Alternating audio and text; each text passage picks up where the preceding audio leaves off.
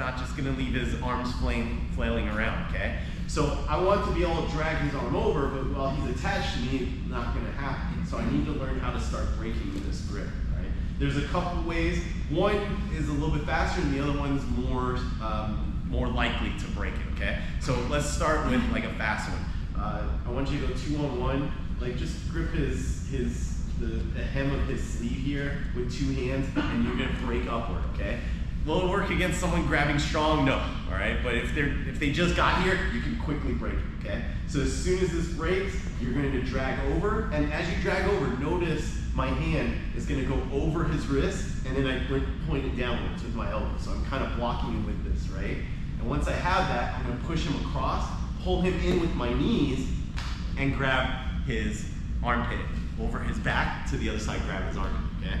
So here, if I was really good, I can pass this arm to my waiting hand here, but a lot of times what just usually happens is you end up here with a stiff arm, okay? So I want you specifically to do stiff arms because him trying to come back against this stiff arm is very difficult. If I have a bend in my arm, I have no power.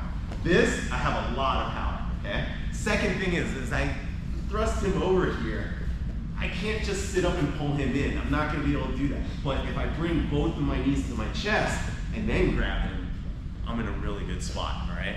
The other detail I want you to understand is as I break and go across, I don't wanna lay flat here. So as I push him over, I wanna start turning my body already, using my chest or my belly to block his shoulder or his elbow from coming back. So as I pull him in, this is what's stopping him.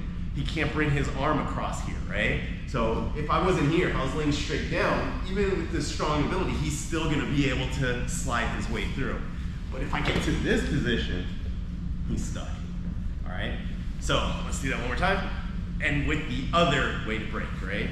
So if this is too strong that you can't break, then what I want you to do is get a really strong grip on the outside, a cross grip, right?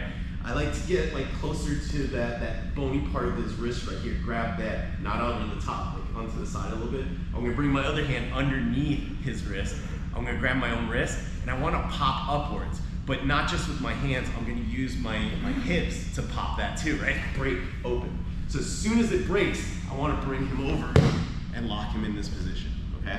So always, don't forget about pulling in your knees, grabbing his armpit, and then once you get here, you have 2 options, all right? We either circle by actually forcing my way to get up top. I would prefer you do this. I prefer this method of taking his back, okay? But sometimes it's just not possible. Like he's holding on to me, he's not letting me get up, whatever. Then you scoot back, you create a space for him, and you pull him into that space, okay? Sometimes you have to do that, right?